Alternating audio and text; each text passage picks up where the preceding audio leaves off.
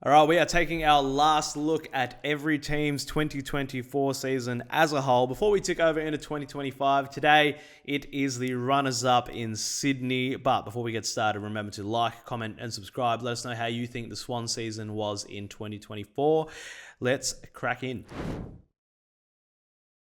This season review is brought to you by Skills Beast, the best teaching apparatus to learn how to kick effectively with the correct technique every time. No matter what your age or skill level, Skills Beast will transform your kick. Head to skillsbeast.com to instantly kick better. And here to break this down for me, Darren Parkin, AFL commentator and analyst. Darren, I always find it hard to feel bad for Sydney because they're such a successful team, but that grand final performance, pretty brutal. Yeah, you feel like the next crack's never far away for them. But yeah, that was a tough loss, and the cumulative scars, it's a bit like Geelong in the 90s when I think they lost 4 in 7 years, but they got progressively worse. And, you know, the scars that they sort of carried through those, you felt they brought into the next season and brought into those next chances. But, you know, they won 10 in a row at one point, and they were the side that was setting the pace in a really even season before they lost 5 of their next 6 and then won 5 in a row again to head into the grand final. There was that stat that popped up late in the year when they had that horror loss to Port Adelaide by 112 points, that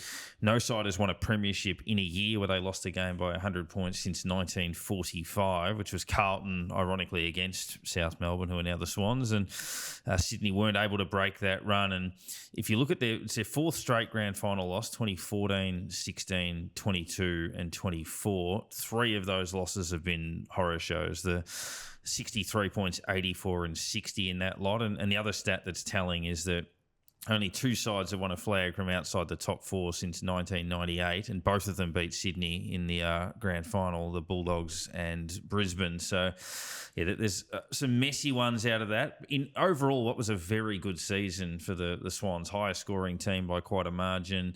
They were on top of the ladder for, I think, 19 of the 23 weeks, highest percentage in the comp. Did so much right, 4 players in the All-Australian squad of 44. But yeah, it'll be remembered for the defining day in September. Absolutely. All right, so if we cast our minds back to the start of 2024, they're coming off a year in 2023 where they came 8th. So is 2024 a pass? Is this a successful year for them? Ultimately, yes. It's difficult to reconcile that with the way it all finished. But yeah, last year they were out of contention for much of the year. They then won 6 in a row late in the season to storm into the finals. The 3 teams that finished last year well, Sydney, GWS and Carlton, all rolled into this year. The Giants won their first 5, Carlton won their first 4, and Sydney were on top for most of the year. So they kept that going. I think the expectation for Sydney would have been good enough to play finals, could potentially host one and all give top 4 a nudge. They did all of that. Made it to the grand final, which is very hard to do, and then produced their second worst performance of the year on grand final day, which was heartbreaking for them, but certainly a pass.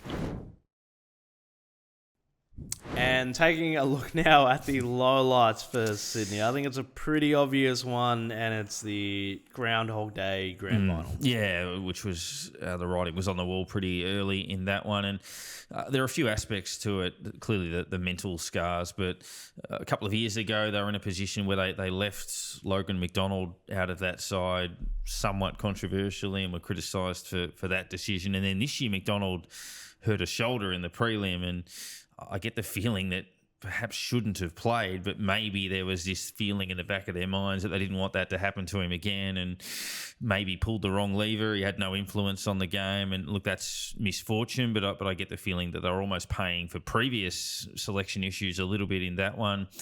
Key forwards have all got promise, but didn't necessarily grab it. I mean, Amadi kicked 43, but kicked 9 in one game. McDonald showed certainly some good glimpses. McLean works really hard, but he's obviously he's not going to be a 50 or 60 goal forward for them. So it just wasn't quite there. I mean, Cal Mills couldn't get any momentum into his season, had that mix-up right at the start of the year, and then missed the grand final, of course. And statistically, they probably weren't as dominant as the ladder suggested. They were the runaway leaders, but if you look at the last sort of 8 to 10 weeks, you could mount a case that on form and balance between attack and defence, you would have had Brisbane, Hawthorn, the Bulldogs, statistically, those three sides, and probably Port, all going as well or if not better. Yeah, it's one of those things. You always want to time your run in terms of form, and it didn't seem like they did that.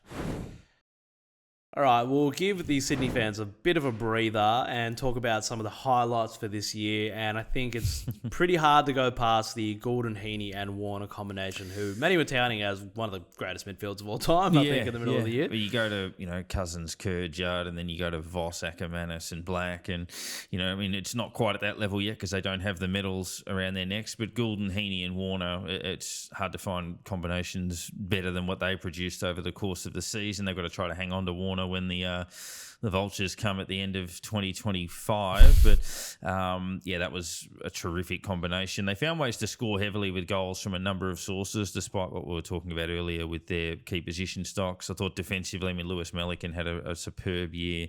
And they only lost 3 games for the year by more than 5 points. Now, obviously, one of them was the grand final. But and probably their resilience. There were a couple of times where their season was definitely on the line. The Collingwood game late in the year when they were out of form, they were 21 points down at 3/4 time, found a way to win. There may not have been any necessarily coming back from that. It would have been 6 losses in 7 weeks. And then obviously the qualifying final when they were 28 points down on the Giants, they willed their way over the line. So there was certainly some fight. They just were lacking it on that particular day.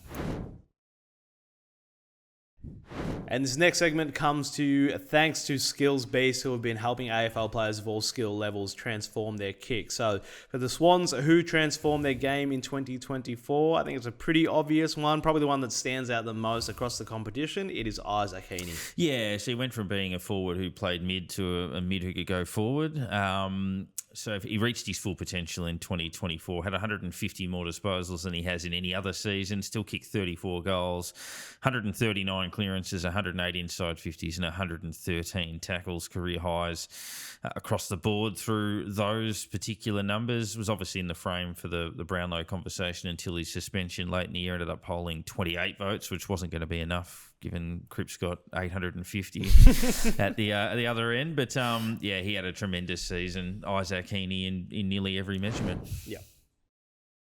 Oh, there's one thing we know at Zero Hanger, it is headlines, and the Swans had a couple of big ones this year. They started, obviously, with the Callum Mills thing, and then Longmire departing at the end of the year, another big one. Yeah, it all sounds like a strange comment, but Longmire departing probably was a surprise, but then I think a few minutes later you realised it probably wasn't, in the sense that your initial reaction is to be taken aback a little bit, but then you think it over and you're like, yeah, I can understand that given, the strain of climbing the mountain. He'd been there for a very long time. There's always been that conversation around Dean Cox being a successor down the track, and then Dean Cox ruled himself out of the West Coast role during the year. So you thought, well, that links him further to Sydney long term, and it probably makes sense now that Sydney are in a good place. They've got a very good list.